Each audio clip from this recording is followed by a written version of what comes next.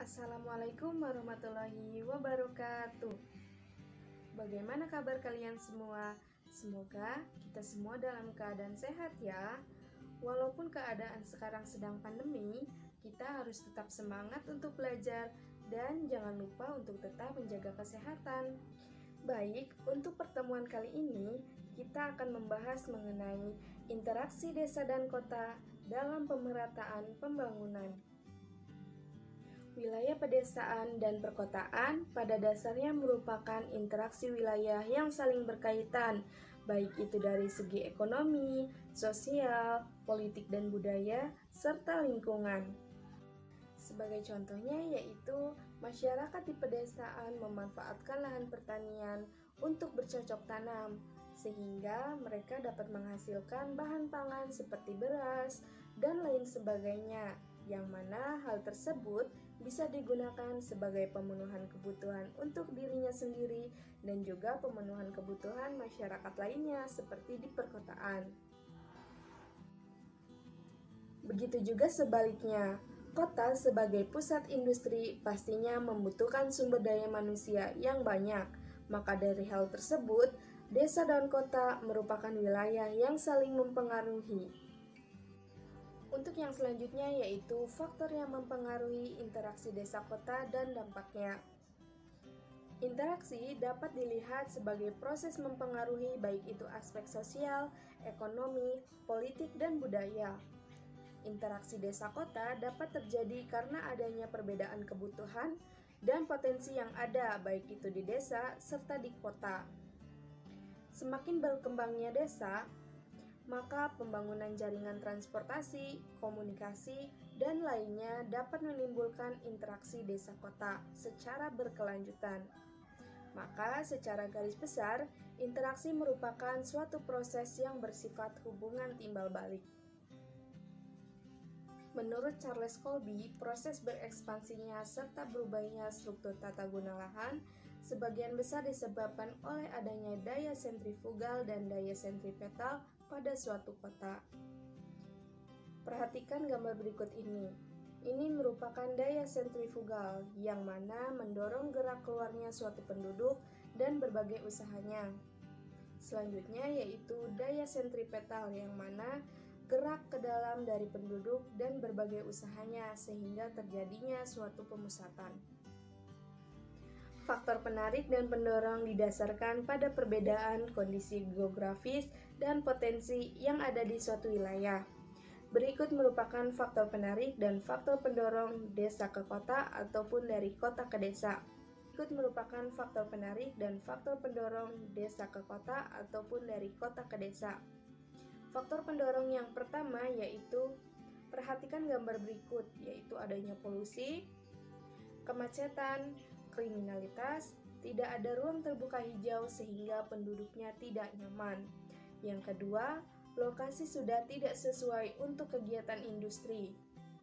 Yang ketiga, harga tanah mahal, pajak tinggi, dan jumlah penduduk banyak. Yang keempat, ketidakpuasan fungsi ruang serta pemukiman sempit dan tidak sehat.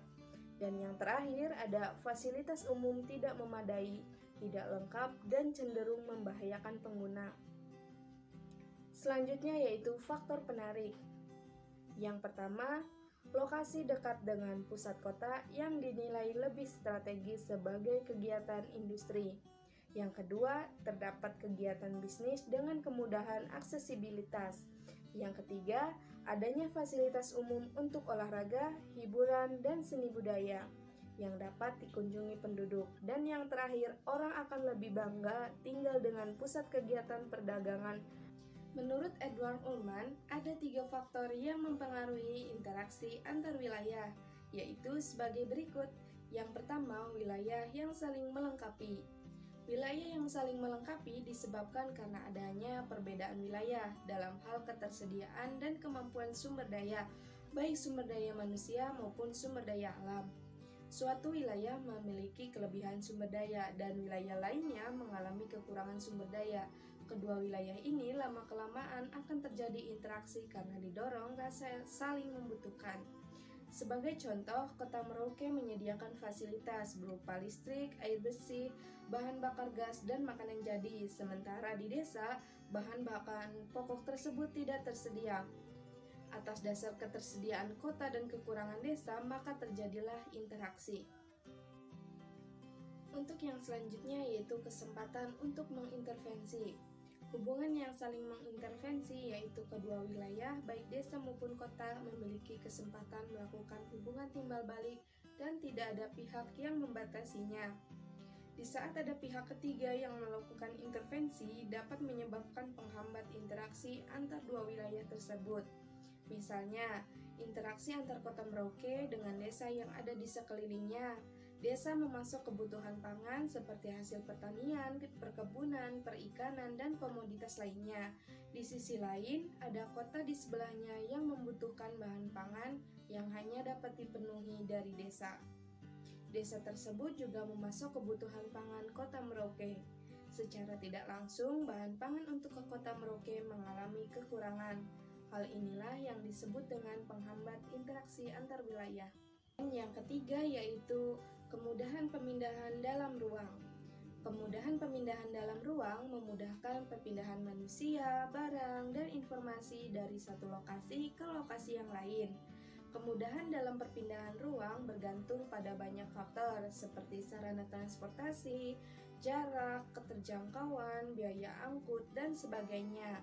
Semakin lengkap jaringan transportasi yang tersedia, maka semakin mudah pula perpindahan dalam ruang wilayah tersebut.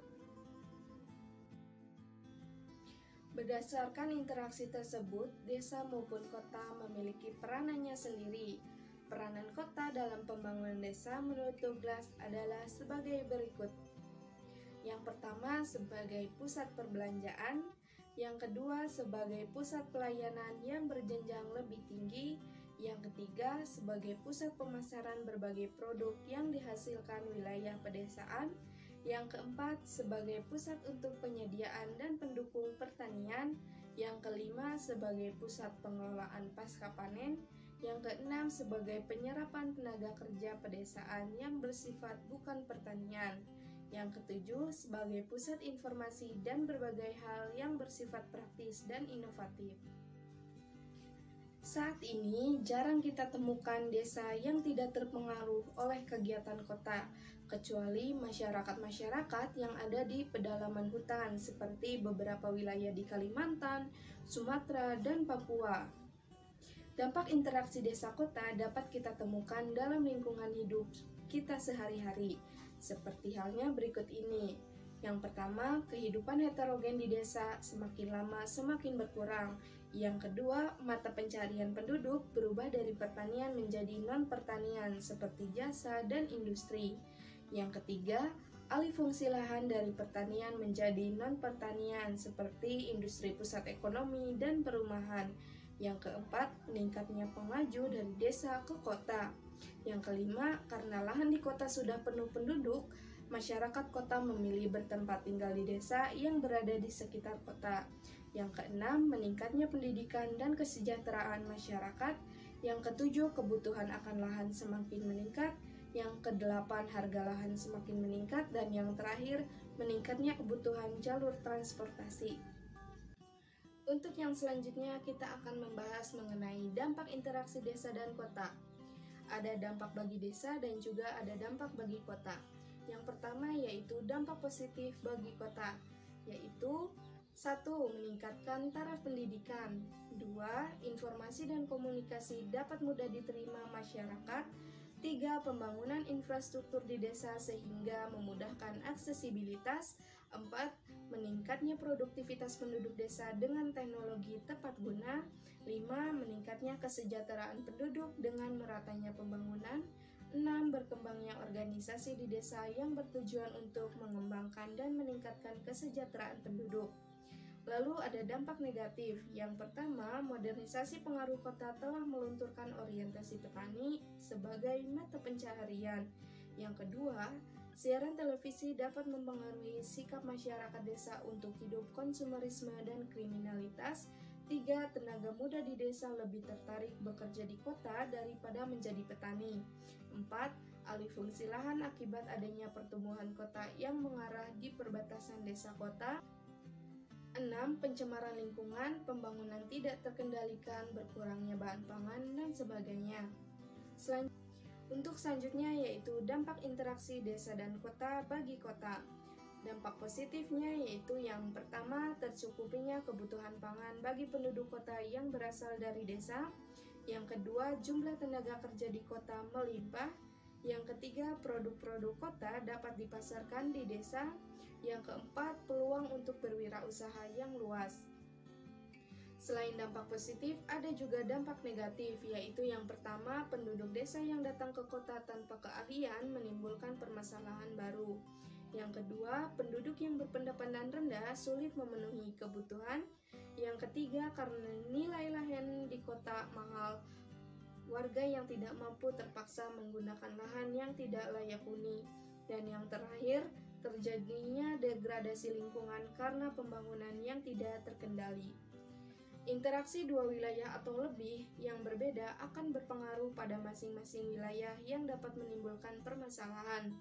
Besar kecilnya perubahan pada wilayah tersebut bergantung pada jumlah penduduk, jarak, sarana pendukung, dan lainnya.